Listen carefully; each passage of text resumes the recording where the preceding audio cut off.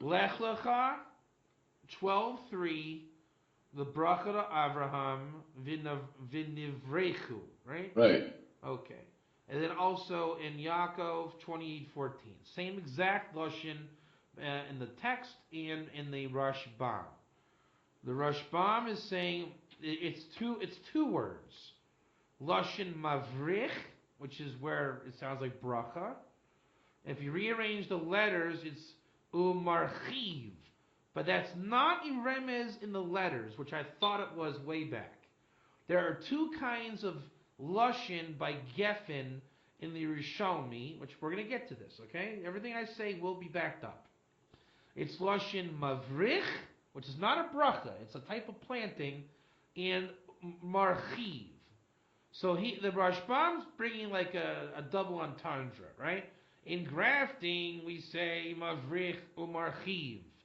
And then by Avraham in the lashon of the bracha, we can make the heckish drasha, right? Just like in grafting, it's grafting. Just like in the future, the people will be grafted into you. Kilayim, Maseches Kilayim. In the Mishnah, chapter 7, Halacha Aleph, it brings the lashon hamavrich, which is grafting. And there's a similar Gemara that they link to. Sota 43a. I guess it's like an army guy who's exempt. I didn't go the pilpul into the Gemara. And it says all these things that get him out of whatever. It's not important. But it brings the lashon. It's in the Mishnah there. Echad hamavrich ve'echad hamarchiv. So again, the mavrich is where you bend over a plant and bend its head into the earth, and then it's going to sprout a new shoot out of the earth. Right. And marchiv is a question of what marchiv is. I'm going to let the cat out of the bag right now. Rashi is going to say, I'll actually explain it later, but just pay attention. Rashi has a chiddush, and Tosfos has a chiddush. And Tosfos says that he is more nachon than Rashi. I'll go back to that later, okay? So it's a machlekes rishonim what marchiv is. Okay? Rishomi, when you look get out of the Mishnah of Kilayim and take it to the actual Rishomi Talmud, all right, again, chapter 7, Halacha Aleph, all right, there's shtei lashonos of lashon bracha, okay?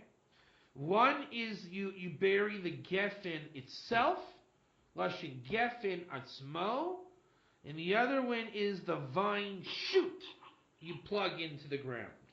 Just two lashonos bracha, which is lashon mavrich, which is grafting. Is there a nafkamina in halacha? Maybe I'm not. I didn't take it that far, but probably, maybe, I don't know. But the Indian I'm showing is that bracha is not just blessing in the exact letters, right? It comes from this grafting thing. That's where they get the drasha from the Rashbam. Then you get into hamarchiv, which is the second lashon, and this is where you get interesting, because you would think that it's like lashon berech, but switched around the letters rechiv. That's what I thought initially, but it's not.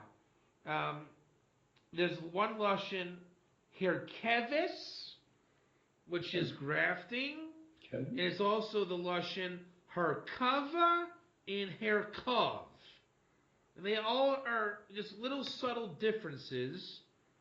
Not much of a difference. It's generally, very loosely, it means grafting.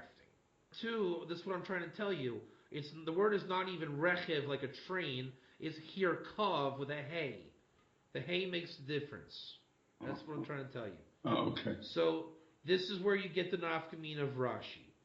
Rashi is going to say hirkov, hey reish chaf beis, is called carrying a lamb on one's shoulder to the temple, which is where you can see where the Christians love to steal that. And then you have the Rishomi gives/teaches. Okay, this is where my own chiddush here, right? This is my chiddush.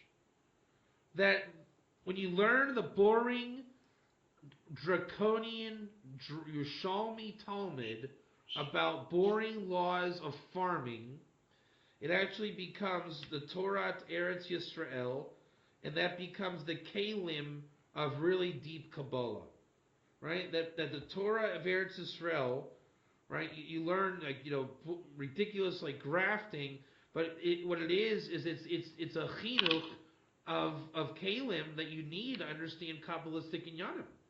That's how you understand the Rashbam, right?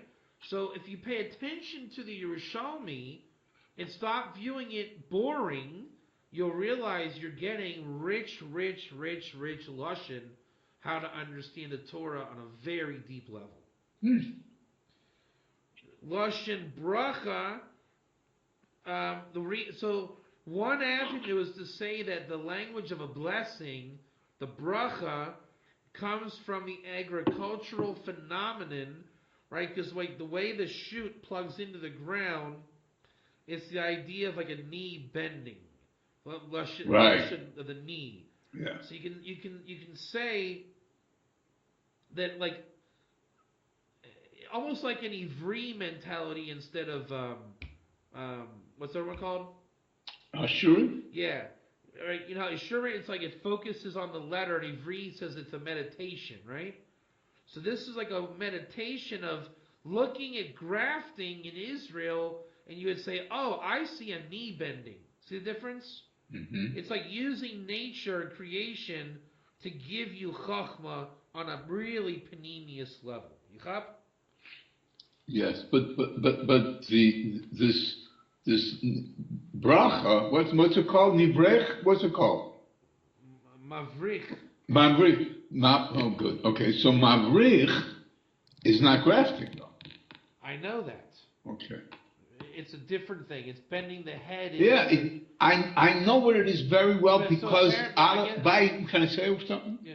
By Hebron, they do this today. Grapes all over the whole area, north of Hebron. So I guess it would look like a knee somehow. Yeah, what it is. Imagine a grapevine that goes not high, very low, but above the ground by like a foot or two. Then suddenly it digs into the ground, and then a few feet further up comes up again and continues. Right.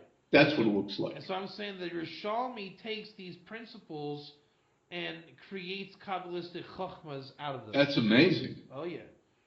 Now you're going to get a little bit more complicated. You're going to turn to 83a in Bava Basra. And the Lashon there, it's the same type of sugi. It's the same sugi through Shas a little bit. And the language changes to here kuva, hey resh, chaf, vav, beis, hey, or archuva, nafkamina, hey, or an olive. And the Rambam is going to use this Lashon. Shulchan Aruch uses this Lashon. And if you look up in the Jastro, archuva means knees. And if you look in the Jastro, there's amazing long definitions there. Like a man bending on his knees, and it's interesting. So that's where you have the Machlekes Rashi Tosfos. Rashi says let's listen to this, ready? It's the Geffen Bechor grafted onto the Zaken Geffen. Lashon Zaken Bechor. So you see it just lends itself to Torah stuff, Tosfos says that Rashi is not right. He's lo nachon. Because the Mishnah in Kilayim, it doesn't talk about this concept at all. This is not, because Rashi says it's carrying the sheep, right? So Rashi is saying that you take the younger shoot and place it on top of the older shoot. That's not what we're talking about in Kilayim. So Tosfos will say that he's more ikari because it's coming to say the case spoken of in Kilayim. So he's going to say it's the knee bending, right? Tosfos is knee bending imagery in Rashi is more grafting, which you're saying it's not true, right? That's mavrich, not. Or no, I'm sorry. Whatever it is, that's the other one. Yeah, that's that. Now, number 9. I saw in the Ramchal and Adir B'Marom. This is my own personal thing. That a concept of the Karam and the Sadeh, the field, is all like the repairs of the Shechina. So you can just see that it's Kabbalistic. That's all I wanted to say about that thing. And then obviously the whole Isaiah, right, 14:1 about grafted into Israel, like it lends it's a natural concept in Torah between Abraham, our Nevi'im, Yerushalmi, right? All these it's a consistent thread in Judaism, right? Yeah. And then I asked Ira where it comes in Christianity. Romans 11 teaches that the Christian is grafted, and from Ephesians, he said that is the absolute Iker Yesod, that Jesus died for you, grafts the Goyim into, I guess, the new Jew or whatever it is. It's like it is the thing that brings them in beyond their boundary. Whatever level, I mean, he has to realize, I liken it to the snake, the Nachash went beyond its boundary with Chava, right? The Psalmist went to do more. And that's the thing, they took grafting too far, also out of context. But they did it way too far, because they're not the new Israel. Yeah, but right? Nevertheless, this made a keli for now. 100%. Anyway, that's the end of the word. And so the idea is that, by the way, I saw the Gra, I told you, that sapachat, everyone's going to say it's something, right? He says the most literal translation of connotation of that word is davek me'od, extremely clingy. That's the Noviim. That the fourth house of Israel, the Ger, is literally davek. I mean, you know what I'm saying? That's the pshat. So he's like you. He's saying, don't say it's a skin disease. It's mamish davek. Well, it's something else. There was another one, a good positive word from Yeshayahu. That's what I'm talking about. 14:1. That's what I'm talking about. Well, he says that the connotation of sapachat there is davek me'od. Okay, well, wait a minute, but that's not pshat, is that? He says that's pshat. Because he says it's mamish pshat. Really? The skin disease, he says, is only a remnant. No, the skin disease, forget. Skin disease doesn't... I'm telling you, the skin disease, he says... doesn't fit that pasuk at all. He's telling you the skin disease is the 5 types of Erev Rav that Rosh Hashanah spells Naga Ra, an evil skin disease. It's Rosh Hashanah, the 5, the Nephilim, Raphaim, Amalkim, whatever it is. So the Sapachat is actually the drush. That is not pshat. Pshat is actually that it's davik miod. So all these people that want to say it's skin and stuff, they are mamish amaratzim. That is not pshat at all. It is nilva hager, the attachment, literally in the pshat. Right. Okay. That's the word. This is it's nice, isn't it? It's beautiful. Yeah. So this is the blessing of Avraham and Yaakov, and the ger is the recipient of that bracha. We see it in Isaiah 14:1. That's the whole thing. So the ger is all the prophecies of the ger are this. I mean, this is what it comes down to. This is the big thing. I'm left with one question I don't know. Who was the second gunman on the grassy knoll? I thought the same thing. How did you know? You're pretty good, you know. I don't have a clear understanding of grafting in this context. I understand completely mavrich. I can't even give you back the word for grafting back. What is it? Harchava? Mavrich and marchiv. Marchiv. I don't get marchiv. I know what grafting is, but I don't fit it into this at all. No. So it's just the Rashbam says, don't read that God blessed Abraham. Nivrechu, he grafted to Abraham. Okay, but the nation. But I want what? Okay, no, and that part I understand. I don't understand the original connection between actual plant grafting and that word. That's the word. That's the actual word for grafting. That's the lashon in the Mishnah. That's how you say grafting. No, that's it. That's how you say grafting. Yeah. Marchiv. There's two lashonas, two types of grafting, mavrich and marchiv. Both are oscillating terms all throughout Sota, Bava Basra, Kilayim. It's a famous thing. That I'm going to write down. See, everybody thinks that they're remez, because Varech sounds like Rachev, and just a switch of the letters. Marchiv is with you know what this is like? Simcha v'sason. Hod v'hadar. Yeah, but wait, that's you're taking me with. I want pshat first. Marchiv. Mavrich. Mavrich. Mavrich is the word, okay? That's the real word, and for bending the head and that whole thing. And then the other word is actually hirchav. It's a similar type of grafting. And then Rashi and Tosfos argue on which type of grafting the Mishnah is talking about. Okay. And then those words lend themselves to Kabbalistic thought. You know, bracha. You know, you're getting the concept of the the first thing I thought of with Mavrich. That the Noachide has to go underground like in a cocoon to emerge as a ger. That's what I said. The wine goes in, the soda comes out. Right, exactly. But literally, hide. That's the concept, exactly. See, at this point, you can darshan this at the end of time. It's so rich. I mean, and then by going into the ground, his nefesh is nurtured by the soil of Eretz Israel, so he can emerge as a ger. This is what I'm saying. This is why I told you. That's chok. This is the kind of, you can do this at the end of time. It's so rich to lashon. Yeah, that's fantastic stuff. Yeah.